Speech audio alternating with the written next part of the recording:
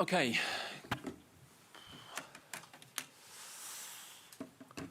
Good afternoon. If you'd like a question, please raise your hand. And we'll get around the room as much as we can. Who would like to start things off today? Jerry. Graham, your thoughts on that game? Well, frustrated, of course. Disappointed with the results. I thought we started the game well. I thought we, for the first 20, 25, 30 minutes, were playing well. Good regains higher up. Decent control, drove them back a little bit. Had some opportunities in terms of some shots. Good energy in the team.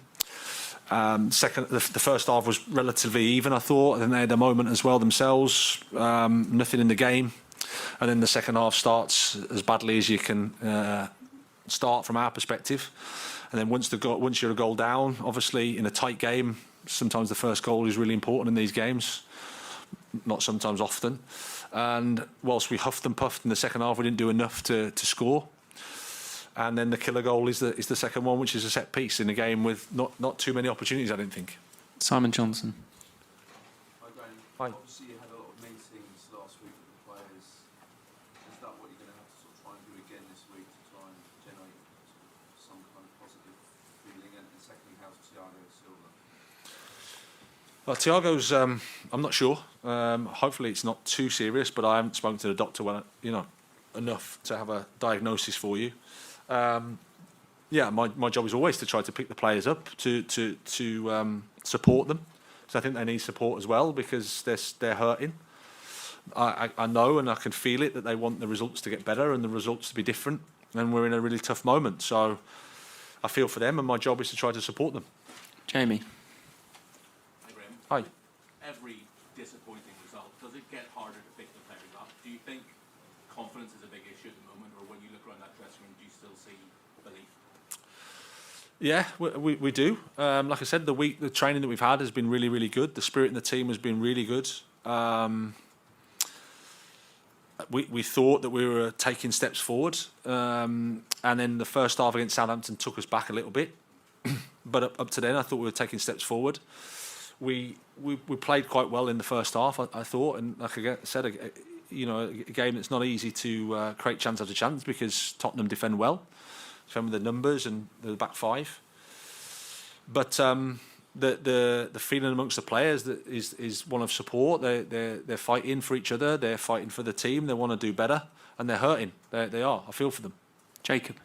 Hi, Graham. It was tough at Stamford Bridge last week after the final whistle against Southampton. I mean, this was obviously a huge game for Chelsea's fans when they see a performance where it's a struggle to create chances and come back from goal down. Are you worried about what this defeat will do for your standing and relationship with the fans? Will it be hard to get it back from here?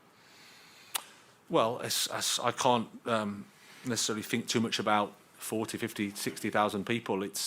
I need to focus on what I can control, which is the next day, the next training session. But our supporters have been, I would say, very fair, and they've supported the team. I have absolutely no complaints with the supporters. They're entitled to be frustrated and upset and angry with the results that we've got, and that's my responsibility. So I have absolutely no complaints with the supporters. Matt Law. It was another 6 changes today, and I appreciate some of it's been forced on you, but every game there's like 4, 5, 6 changes. Do you know your best team at the moment, and is this a problem of trying to create any sort of momentum or gel anything together? Well, I think the fact that there's a third game in a week makes it difficult to keep picking the same 11. Matt, we play in Dortmund on a Wednesday. We return at 4 in the morning, and then we play a Premier League game on a Saturday. There was one change from the Dortmund game today, which is Raheem for Misha. Ruben Loftus-Cheek, for example, Thiago Silva and Reece James are just unable to play against Southampton, and that's just where we're at. I've tried to explain to you many a time about long-term injuries. They're just not able to play 3 games in a week, and I have a duty of care to them and to their welfare to make sure they're not on the pitch and risking injury, because if Reece James, God forbid, injures himself because of an overloading issue, because he hasn't had time to recover and he hasn't had time to prepare his body to play 3 games in a week, then that's on me. Obviously, I take the consequences, which is you change the team. But from West Ham to Dortmund to this game, I don't think there's too many changes. Neil Barnett. 2 things. First of all, now the perennial question to the end of the season. No Kovacic, Chalobah, David Fofana, Chukwuemeka, Cucurella in the squad, were any of them injured? And the other thing is, that's 1 goal in 6 games. Why do you think Chelsea outscored? Kovacic was ill, and the rest are unfortunate to be out of the squad. I think there's a combination of a few things, and again, it's an easy question to ask. While this is not a bad question at all, it's not the easiest one to answer as well, because sometimes you go through moments where you create chances and you don't score them, which we've had, I think, against Southampton, I think against Dortmund. We had those games. Today, I don't think it was a game for that. I think there was a game of minimal chances for both teams in a tight game, and the first goal was always going to be important, and we didn't get it. An element of, like I said, players coming back from injury, getting them up to speed, integrating a couple of new ones. So as a team, we're just not quite there in terms of how we want it to look and how we want to really function in a good way. And scoring goals is the difficult part of the game. Okay, last 2, and then we've got to finish here, and then Sammy to finish. Graham, hi. How do you see the race for the top 4 now? Spurs 14 points ahead.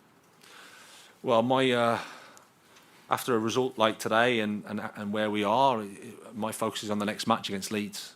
That's what I'm going to think about. We need to lift the mood, lift the spirits, find a good feeling. Hopefully we can get a nice game and a 3 points, because it's really important for us at this stage. That's where we're at. We can't look at anything other than that. Last question, Sammy. Graham, obviously the owners and the club have been supportive of you and are supportive of you. With every sort of disappointing result, would you acknowledge that has a dynamic to change moving forward? Well, there's always that question, absolutely. And you can't stop the questions. And whilst the results are like they are, then I accept it. It's part of the job. We were talking before the game about, watching the All or Nothing at Arsenal, and 2 years into Mikel's reign, he's close to getting the sack, and people are wanting him out, and it's a disaster. And obviously now things have changed a little bit.